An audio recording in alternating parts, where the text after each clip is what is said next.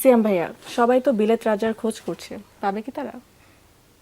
যে মন থেকে খোঁজ করবে সে তো অবশ্যই পাবে। বিলেত রানী কে তাহলে, সুস্মিতা নাকি নাতালিয়া? যার যার ব্যক্তিগত জীবনের বিলেত রানী সে এসে খুঁজে নিবে। আমাদের যদি ফিল্মের জন্য বলি তাহলে তো ডেফিনেটলি ইটস সুস্মিতাও না, আসলে দিয়া। সুস্মিতা তো অ্যাক্ট্রেস, কিন্তু দিয়া হচ্ছে আমার আমার রানী, মানে রুশোর রানী ক্যারেক্টার। হৃদয় ভাইয়া, কোন ব্যাপারে? সবাই তো বিলেত রাজার খোঁজ করছে, পাবে কি তারা? হ্যাঁ হ্যাঁ, রুশু তো পাই গেছে, আর অন্য মানুষ তো পাবে না, তারা পর্দায় পাবে। আর বিলেত রানী সুস্মিতা নাকি নাতালিয়া? বিলেত রানী তো হচ্ছে রুশুর। তো রুশোর তাহলে কে হবে? দিয়া হবে। দিয়া হ্যাঁ হবে। অবশ্যই। দিয়েই তো হবে। আপু কি বলবেন? হ্যাঁ, দিয়েই তো হবে। দিয়ে ছাড়া তো আর রানী হওয়ার মতো তো যোগ্যতা তো আর কেউ রাখে না। এই দুইজনের সাথে কাজের এক্সপিরিয়েন্স কেমন, সুস্মিতা আর নাতালিয়া? এক এক করে বলবেন। ফ্যান্টাস্টিক। প্রথমেই আমি আমাদের সুস্মিতার কথা বলবো। She is a very professional artist এবং পুরো টিমের জন্য সে অনেক হেল্পফুল ছিল। আমার মনে হয় যে এত অল্প সময়ে একটা নতুন এনভায়রনমেন্টে এসে, নতুন জায়গায় এসে, সম্পূর্ণ নতুন মানুষজনের সাথে এত সুন্দরভাবে মিশে যাওয়া, এটার জন্য একটা আলাদা গুণ দরকার হয়। পারফরমেন্সের জায়গা থেকেও শি অলওয়েজ গেভ হার 100%। টিমের সাথে যে কোনো প্রয়োজনে সকল ধরনের, একটা শুটিং করতে গেলে তো আসলে অনেক ধরনের প্রতিবন্ধকতা আসে, তো তখন হচ্ছে আর্টিস্টের জন্য খুব ইম্পর্টেন্ট হচ্ছে হেল্পফুল থাকা।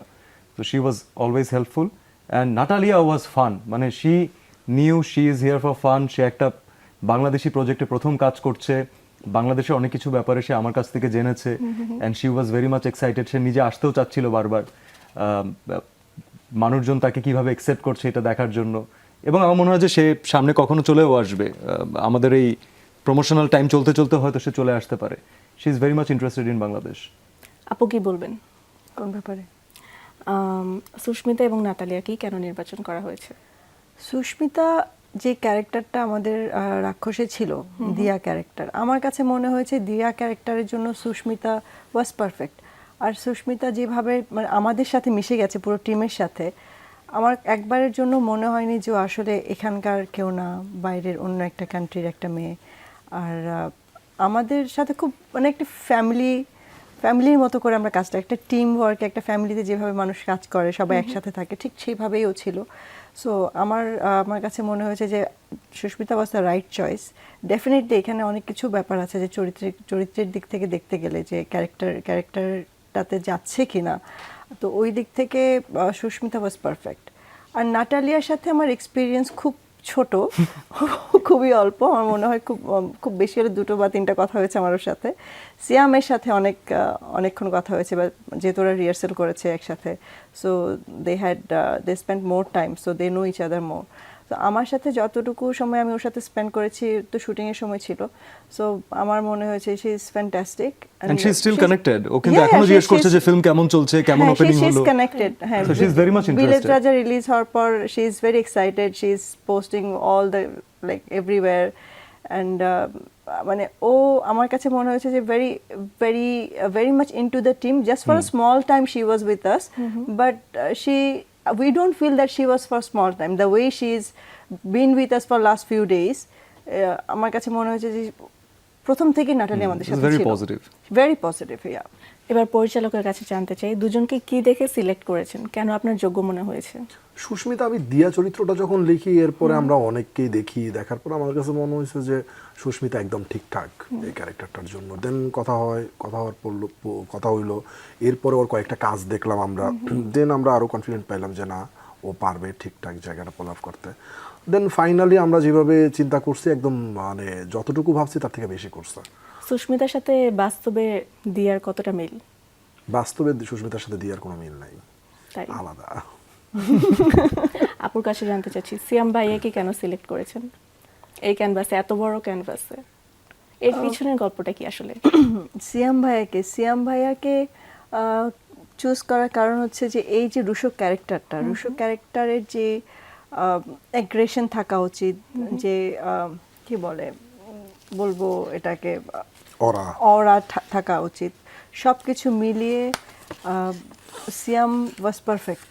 মানে আমি যেমন বরবাদে শাকিব ভাইকে ছাড়া যেমন ওই ক্যারেক্টারতে কাউকে ভাবতে পারিনি, এই ক্যারেক্টারটাতেও আরিয়ান মির্জা হ্যাঁ আরিয়ান মির্জা ক্যারেক্টারটাতে, আর এখানে রাক্ষসী রুশো ক্যারেক্টারটাতে আসলে সিয়াম ছাড়া আমি অন্য কাউকে ভাবতেই পারিনি। মানে আমার কাছে মনে হচ্ছে, মানে থাকে না আমরা বসিয়ে দেখি ক্যারেক্টারগুলো কেমন লাগে, এই হলে কেমন হয়, ও হলে, Siam was the best match for that. How sweet. And ওকে সিলেক্ট করার পর, সিয়ামকে সিলেক্ট করার পর যেটা হয়েছে যে মানে তখন আর সিয়াম আহমেদ থাকে না, এখন আমাদের সিয়াম হয়ে গেছে, মানে we all are like family, we in a team. তো আমার কাছে মনে হচ্ছে না Siam was the perfect for this character. Hridoy ভাইয়া, সিয়াম আহমেদ ভাইয়া কতটা রুশো হতে পেরেছে? 100-তে 200। আমি যদি তখন জানতাম যে 100-তে 200 হবে, আপনার এডিট বোঝা গেছে যখন মানে সিন শুট করে তখন তো দেখতেছি যে আমি যা চাচ্ছি ওইটাই পাচ্ছি। তো পরে এডিট করার পরে ফাইনালি যখন সিনেমাটা দেখলাম তখন মনে হচ্ছে 100-তে 200। তো একটা সিনেমাটা ডায়লগ আছে না, 100-তে 100, তো মনে হচ্ছে 100-তে 100 কেন বলাইলাম, তখন বলাইতাম যে 100-তে 200। সিয়াম ভাইয়া কথাগুলো কি অনুপ্রেরণা দিচ্ছে? শুধু অনুপ্রেরণা না, আমি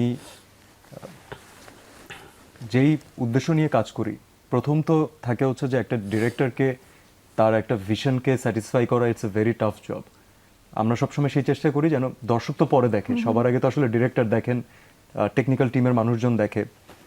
তো ডিরেক্টরকে তার ভিশনে স্যাটিসফাই করা, it's a very tough job আমার সবসময় মনে হয়েছে। এবং আমি সবসময় ওই পথেই সবসময় হেঁটেছি যে আমি আমার ডিরেক্টরকে কিভাবে আরও স্যাটিসফাই করতে পারবো, তাকে আর কি করতে পারি আমি যেন সেটা টিমের জন্য ভালো হয়। এবং আলটিমেটলি হয় কি যে একজন প্রডিউসার, একজন প্রযোজক যখন এত বড় ক্যানভাসে ইনভেস্ট করেন, তখন সে কিন্তু একটা ব্লাইন্ড গেম খেলছেন।